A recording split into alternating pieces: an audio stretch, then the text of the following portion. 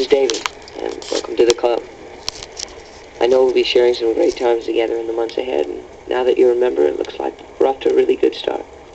This past year is coming on so fast that sometimes I have to sit down and figure out where I'm at. Have you ever taken a personal inventory of yourself? When you sit back and think about the things you're interested in, and what your dreams are for the future. I think most people do this when they're in school. Believe me, I was no different. I think when school first began, like most kids it seemed to me, my one and only goal was to get out. And you've got to admit that someone young, it seems like an eternity waiting for a graduation day to come. It's really too bad because you don't really stop to notice how time is flying until it gets late. Now that was my problem when I was in school. It occurred to me and my friends just a couple of months before graduation that we'd soon be out of the shelter of school and into the world. Suddenly things didn't seem as simple as they once were. For the first time, we were really faced with a major decision. That, of course, was figuring out what we were going to do. Many kids said they wanted to travel. Others were intent on continuing school. But the majority of them were really uncertain. I'll admit there were times when I felt unsure of things too, but as graduation drew near, I was sure I wanted to get into show business.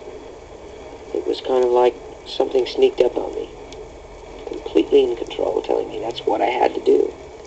You know, it's funny too, because in spite of all my determination, when the time came to really get into it, I really didn't know how to begin. I felt so lost. So I went to New York and worked for a while, studied acting the rest of the time. It was discouraging in the beginning to go out on interviews and be turned away.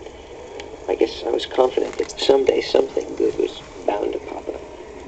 But when it did, you really can't imagine how excited I was. Maybe it was because I worked everything out for myself that I was so thrilled, but I still feel you appreciate something more when it's earned rather than when it's handed to you. Well, my first show closed after, I don't know, a couple of months, I guess, but I really did learn a lot. Anyway, things did turn out for the better, because I met someone who was interested in having me test for a film. We flew out together to the West Coast, and I tested for the part, but nothing really ever came of it. Luckily, things did turn out well in the end, because during my stay in California, I met some representatives from TV studios who later came and cast me in several TV shows. I think it was at that point that I believed I was at the height of my career.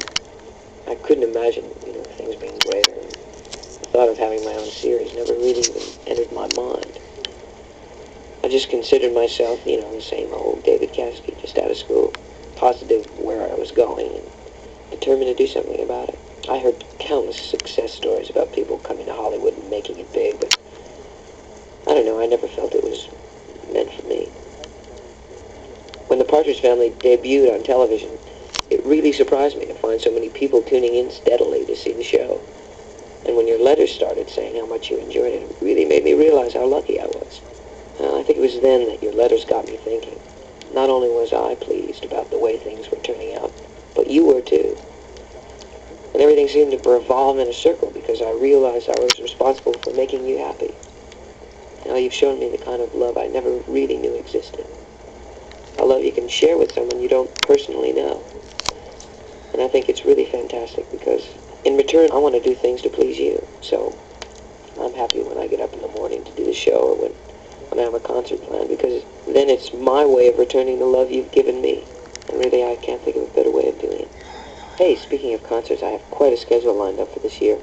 And I'm going to try to cram in as many cities and towns as I possibly can so that I can get to see you. It'll be great if we can at least get together for something like that, because it makes us a whole lot closer than we ever were before. Well, I think I better wind this up because I've talked much too much already. So please, keep in touch because your letters are the best thing that's ever happened to me. And even though it's impossible to answer each and every letter I receive, I want you to know that each one that's sent to me at the fan club or at Tiger Beat is read, and that I always think about you. I really do. So until we're together at a concert or wherever we meet, stay happy and take care of yourself. See you soon.